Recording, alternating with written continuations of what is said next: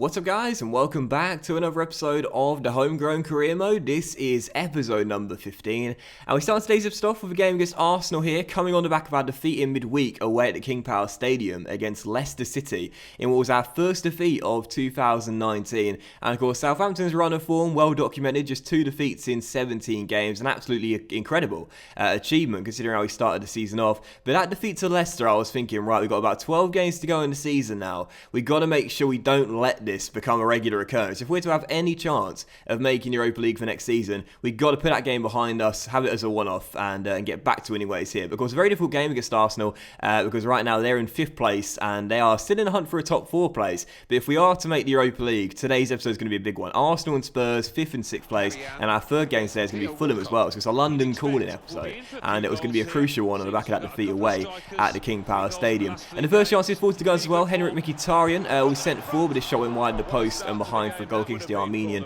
could not hit the target, and our first chance fell 9 minutes later, and it was a really good one as well. So nice build up by the Saints. Stephen Davis played Ryan Bertrand through down left hand side. Great cross to the far post. What a ball it was, and it fell to the right man, Theo Walcott, who's been banging in the goals for fun ever since he arrived here in January. Well, that should have at least hit the target, and really it should have been 1-0 for the striker in form for us, and a goal on his return to the Emirates Stadium. So still goalless. Theo could not hit the target, and 31% a great chance for the Gunners to go in front once again. El Neni let the ball run across his body and it found Mesut Ozil, and as Almeida was sent down the right hand side, he fed it through to Lacazette. Paul Schneider in that position, cross to the back stick, and Jesse Rodriguez also failed to hit the target. So there were lots of good chances inside the first half for both teams, but neither team able to be clinical enough to hit the target and ultimately hit the back of the net. But 37 minutes in, as Mkhitaryan came from just outside the area, the deadlock was broken, and it was the man who was looking the most threatening on the pitch as well. The 4 Manchester United and Dortmund man with a lovely strike from range, and Angus Gunn had literally no chance with that one. And there have been so many goals we conceded this season that I've just got to sit down and say, do you know what, I don't think I could have done anything about that. Mainly the ones that have come from crosses, because they're so OP in this year's FIFA, but often there's been some goals from range where, I mean, they're inch perfect. No chance for the goalkeeper through a crowd of bodies, and that one no exception. So Mkhitaryan's 5th goal of the season did give the Gunners the lead. They deserve to be in front. They have played better in the first half, but there was still room for improvement in the second half for them. But I still felt we'd get ourselves back on level terms after one chance we had in the first half. Once again, it's Walcott causing problems, feeding Charlie Austin, but again, the same problem for Southampton. Getting the opportunity, but failing to hit the target. Put it wide, and it was still 1-0. And with 12 minutes to go, another chance for the Saints. Jamie Jackson off the bench releasing Jeremy Martin. This time hit the target, but Leno made the save, and that was how the game finished. Final score at the Emirates Stadium, Arsenal 1, Southampton 0. Back-to-back defeats, back-to-back games where we failed to score, back-to-back same scorelines, just a goal to nil, and another defeat for Southampton. And after, just 2 defeats in 17, no losses in 2019, to have 2 defeats on the trot, that was just so frustrating. And again, we had the chance in that game, just weren't clinical enough, and the Gunners probably deserved to win, and they got it. And right now, as you can see, Mkhitaryan man of the match there. They are trying to cement a European place next season. It might not be Champions League, but they're trying to make sure they've at least got the Europa League for next season, and our chance of making the Europa League now has taken an absolutely massive blow. So huge defeat there, and for our second game of today's episode, second of 3, we do return home, and after back-to-back losses on the road, I was quite excited to be back in St Mary's for this one as we took on Spurs. And of course, right now they're just behind Arsenal in the league table, so it's going to be another big game, with this one coming on Thursday night. And once again, we'd have to rotate a few of our players for this one, but we could not afford another loss once again. And obviously we discussed this in the last episode. I've discussed it quite often in career mode. One of the reasons why you see teams, AI teams, like Spurs, like Arsenal, like Chelsea, like City, like Liverpool, whoever, big teams down the bottom end of the table for a large duration of the season, is because form in career mode is just way too effective. Once a team starts to struggle, they often tend to get out of that patch, and it takes absolutely ages before they can rise up the table once again. But that doesn't just happen to AI teams in career mode, it happens to your team as well.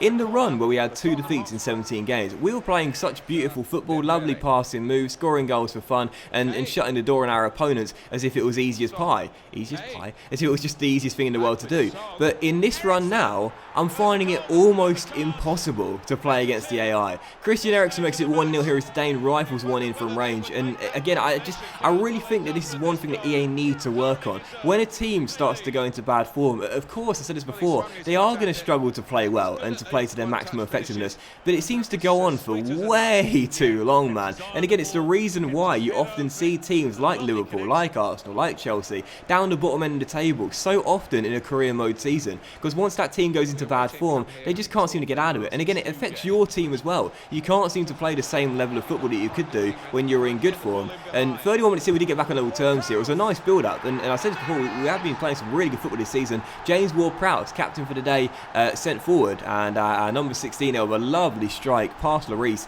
and into the back of the net to got us back on level terms. But even though it was 1-1, even though Ward-Prowse scored that goal, I still felt there was going to be another goal for Spurs, and it will probably come relatively quickly, and we wouldn't be able to stop them, because it's just one of those things in career mode. Once form takes effect, you just see it just seems impossible to counter it. And right from kickoff, as Spurs kick off from right to left here, Moussa Dembele finds Heung-min Son into the goal scorer Christian Eriksen towards Sissoko, and you know what's going to happen. You already know what's going to happen here. Eriksen on the ball, bobbing and weaving back to the Korean Son, down the left-hand side. Oxlade-Chamberlain comes across, Son back to Dembele, Dembele back to Son, just chasing shadows effectively here. Dembele feeds it into Eriksen, lovely through ball, and he rifles the ball into the back of the net at the near post to make it 2-1, get his second goal of the game and restore the lead. And I'm not saying it's scripting, I'm not saying it's impossible to beat teams when you're in bad form like this, and it's almost like the game predetermined when you get your form sorted again and when the results start stringing together again. But it's way too effective. It's just far too effective, and I was finding that out in this game.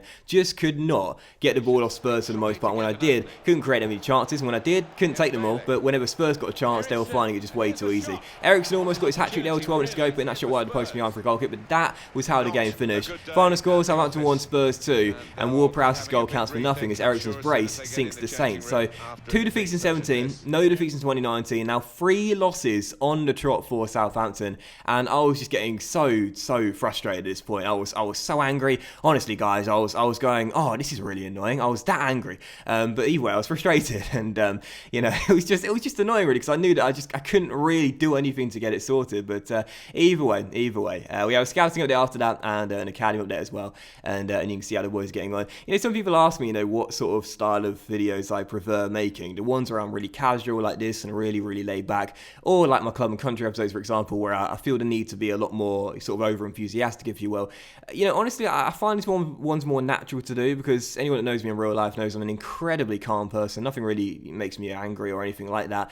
But sometimes I do like to be able to express my emotion and to do it in such a way where, you know, you can feel my anguish, if you will.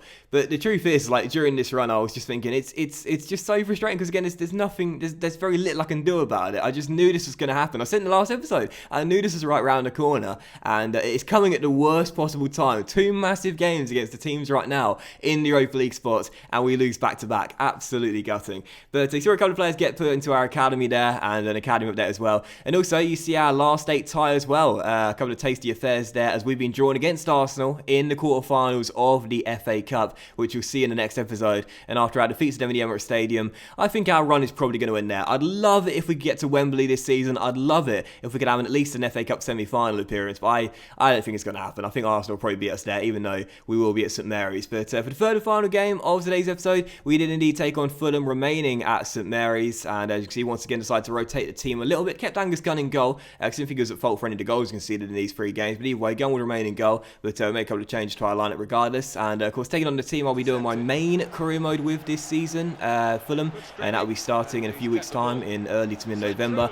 I was still feeling very pessimistic, despite the fact right now Fulham are in the bottom half of the table, and we still have a shot of Europa League football. And as you can see, just 8 minutes in, Fulham rifled a shot in, made it 1-0, and they're already in front. And 25 minutes in, Theo Walcott was sent forward here, beat Alfie Mawson, but his shot went straight at Sergio Rico, and the Spaniard turned it behind for a corner. So still 1-0, and again, we were playing good football, we were creating good chances, but we weren't finishing, and every shot seemed to be going straight at the goalkeeper. It was like every attempt we had, we just could not put it in the corners. Like in the Arsenal game, they were constantly going off target. In this game, straight at the keeper. It was so frustrating. And 5 minutes after the restart, Fulham had a great chance to make it 2-0, and they'll do just that. Tom Kearney makes it 2-0. I've said before, I'm a huge fan of Kearney's game. I think he's a massively underrated player. He's actually part of my fantasy team pun this year. You know, when you do fantasy teams and you have puns, I've got couldn't care any less. But either way, 2-0 final score, Fulham get the win, and again, no defeats in the entire calendar year. Now 4 losses on the trot. Absolutely infuriating, but that is just how it is. Fulham get the win. win, and I would say now, any chance of us making Europa League,